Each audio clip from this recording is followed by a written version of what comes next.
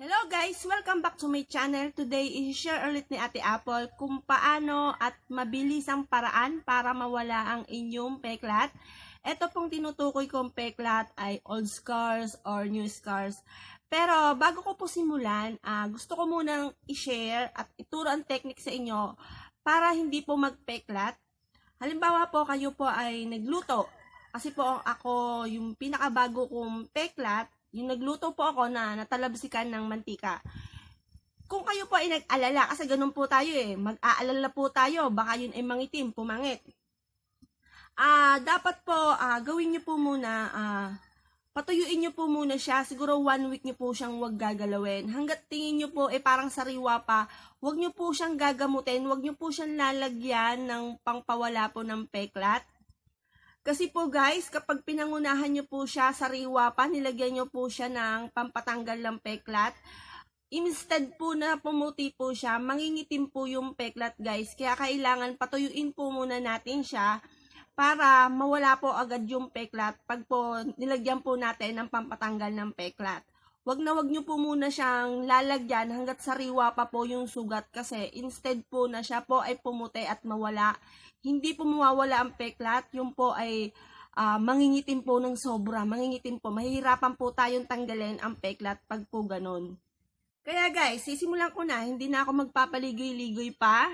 Guys, ang tatlong ito na ingredients, ito po yung mabisang paraan para mawala po ang ating peklat. Ano-ano po to? Sibuyas. Sibuyas na pula po. Tapos, baking soda. Yung pong baking soda, mas maganda yung Hammer. Yung medyo mahal-mahal po siya sa ibang baking soda. Makita nyo po yun, yung orange, yung pinaka lalagyanan po niya. Tapos po, honey. Yung tatlo pong yun, ang gagawin nyo po, kukuha po kayo ng pangkaskas ng sibuyas. Kakaskasin nyo po yung sibuyas.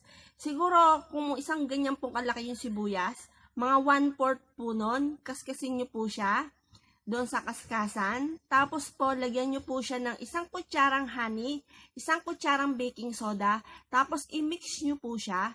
Tapos yun po, ipahid nyo na po siya kung saan po may scars na luma. Luma po, ang mas maganda po at mas mabilis pong gamutin ay yung mga old scar, mga lumang scar, kesa po doon sa mga bago, yung mga pong tinuro ko po sa inyo na napakialaman na, yung hindi pa siya tuyo, nalagyan na po agad ng pampatanggal lang ng peklat, yun po, lalo po siya mangitim, hindi, mahihirapan po tayong tanggalin. Kaysa po, mas madali pa pong tanggalin yung mga lumang peklat.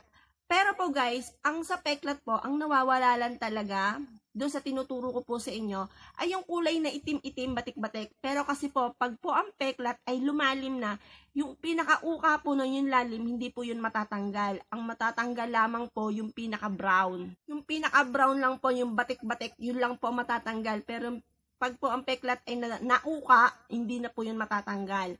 Yun lang po masasabi ko po guys, gawin nyo po yun, yung technique po nyo. Sibuyas po, remind ko po ulit kasi baka po may nagtatanong po sa akin na parang hindi ko po agad na-discuss ng maayos. Uulitin ko po.